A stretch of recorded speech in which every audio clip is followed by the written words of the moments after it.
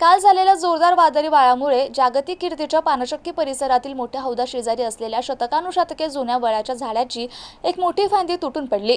पडलेल्या फांदीवर मधमाशांचं मोठं पोळ असल्याने खबरदारीचा उपाय म्हणून आज एक दिवस पानचक्की पर्यटकांसाठी बंद ठेवण्यात आली होती. झाडाची तुटलेली फांदी पानचक्की मशिदीलगत असलेल्या ऐतिहासिक इमारतीच्या छतावर अडकून राहिली होती.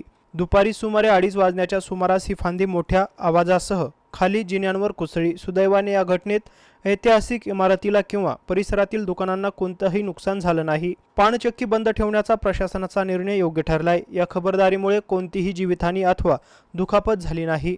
महाराष्ट्र वक्फ बोर्डाचे डेप्युटी CEO मुशीर यांनी सांगितले की वडाच्या झाडाची फांदी तुटल्यानंतर तात्काळ महानगरपालिकेच्या ट्री ऑथॉरिटीला माहिती देण्यात आली होती. त्यानंतर महानगरपालिकेचे संबंधित अधिकारी पानचक्की येथे दाखल झाले आणि झाडाची पाहणी केली आहे.